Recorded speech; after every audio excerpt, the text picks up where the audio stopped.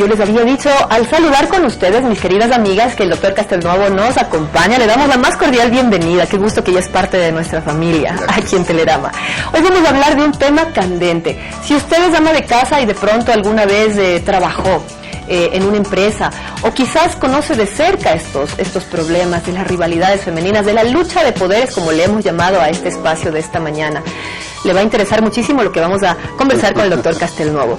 La lucha de poderes, que usted me ha dicho, doctor, es más mal elegida la frase, que sería la competencia insana entre mujeres. Sí, porque la lucha de poderes serían dos personas que están más o menos atrás de un mismo objetivo, lo cual es racionalmente esperable y normal, ¿no es cierto?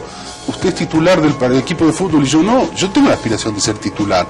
Aquí lo que estábamos un poco conversando es cuando alguien hace daño al otro, ¿no es cierto? Y no solo porque está buscando el mismo cargo, que muchas veces no ocurre eso, sino que es más bien por una patología de esta persona, por una necesidad extrema de soberbia, de autoestima, y comienza a hacer daño no solo a veces a una persona, sino a todo el medio laboral, ¿no es cierto?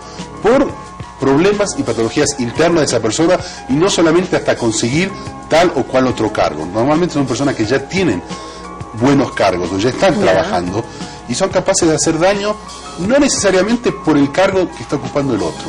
A alguien que por ahí le hizo competencia de alguna manera. Eso es más sabio decirlo, porque la competencia pasa no solo por el cargo, sino por la belleza, por la bondad, por lo linda, por esto, por los amigos, por el estatus que tiene la otra persona. Entonces, no hay que sujetarte únicamente al cargo suyo o al mío, sino por todo un panorama de envidias que puede despertar a alguien, lastimosamente sin darse cuenta que lo está haciendo. Ahora le vamos a aconsejar a nuestra amiga que quizás lo ha vivido en carne propia, que de pronto conoce a alguien que está viviendo un infierno de estos, y lo hemos llamado con el doctor previamente, antes de la entrevista, a la bruja y la víctima, porque decía bien el doctor que no hay dos brujas que se confronten, porque ya como que se olfatean eso y se respetan. ¿Qué puede hacer la víctima para poder cuidar su imagen delante del resto de jefes, de compañeros, de su empresa, incluso de su barrio, si hablamos de una ama de casa, para que esa otra persona, la bruja en este caso, como la hemos denominado, no la destruya su imagen?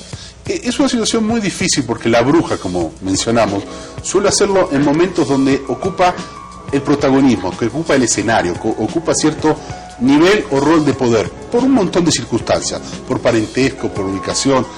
Lastimosamente lo recomendable acá sería tratar de entender qué está pasando, tratar de no reaccionar a las provocaciones de la bruja, porque normalmente la bruja tiene la inteligencia no solo de generar conflicto, sino de anticiparlo. Entonces, si yo anticipo que usted es una persona conflictiva, luego cuando usted reaccione genuinamente y debidamente, yo decir, ¿vieron? Yo dije que la señorita Barba era conflictiva. Entonces, la recomendación es tratar de entender lo que está pasando y no reaccionar directamente, porque lo más probable es que la bruja haya anticipado la capacidad conflictiva de la persona.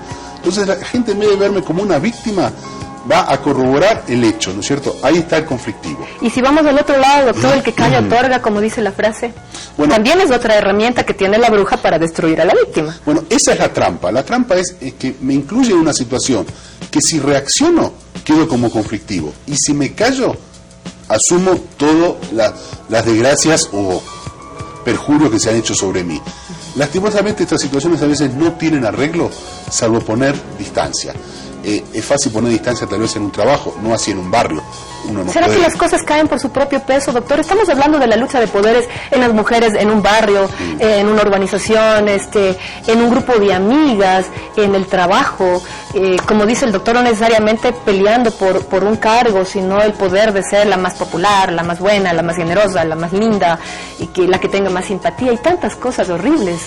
El cuarto oscuro de las mujeres que está, terrible, doctor. Sí, como usted dice, es cierto.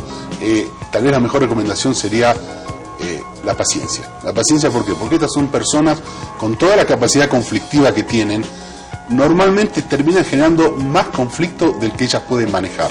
Y terminan de alguna manera a veces pisando callos o haciendo conflictos más allá de su capacidad de manejarlos, y suelen ellas mismas terminar hundiéndose a sí mismas.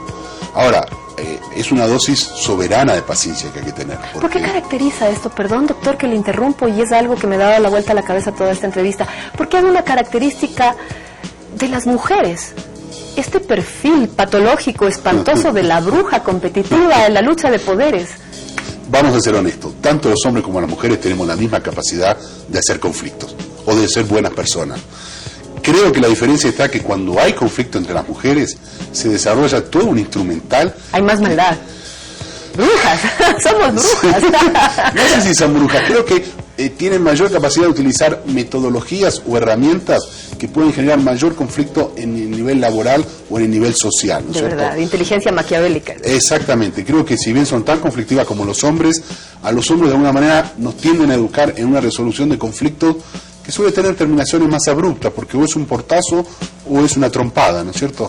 Como que la mujer a veces tiene esta capacidad de ir trabajando como hormiguita, ¿no es cierto? ¿Qué le ha pasado, doctor, a la mujer si le ponemos bajo la lupa a una mujer que tenga este perfil de tener siempre en la sangre esta lucha de poderes con todos sus congéneres? ¿Qué es lo que le ha pasado en su parte psicológica? ¿Cuáles son las raíces de este problema que afecta a toda la sociedad en su entorno? Sí, esta persona no lo hace gratuitamente, esta persona arrastra su propia patología, ¿no es cierto? Porque tiene una necesidad voraz por su autoestima, por su fragilidad, de mantener su soberbia. Entonces, si nos ponemos en términos psicológicos, podríamos describir el por qué ha desarrollado estos mecanismos de hacer daño. La pregunta sería, no sé si al resto de personas le interese que la pobre mujer tuvo una mala infancia y eso justifique la maldad, pero de alguna manera sí arrastra una serie de conflictos que la llevan a hacer esto y a buscarlo como el aire y el agua. Ya es parte de su esencia y de su vida. Y lo va a hacer el resto de su vida. Dios mío, bueno, yo le digo, doctor, algún rato nos vamos a pasar a otro tema y es cómo detectar las personas que nos van a hacer daño para poder evitarlas dentro del trabajo, dentro de la vida diaria. Doctor Castelnuovo, qué gusto, estos temas son tan interesantes y yo sé que nuestra amiga en casa lo va a continuar con su amiga, con su familia, con su esposo, porque es muy interesante y no se debe dejar pasar por alto. Muchas gracias por su compañía. Gracias. Amigas, nosotros nos vamos a una pequeña pausa, pero tenemos mucho más de Mujer a Mujer. Seguimos creciendo y como lo dijo la nena, este día enfocado a la belleza.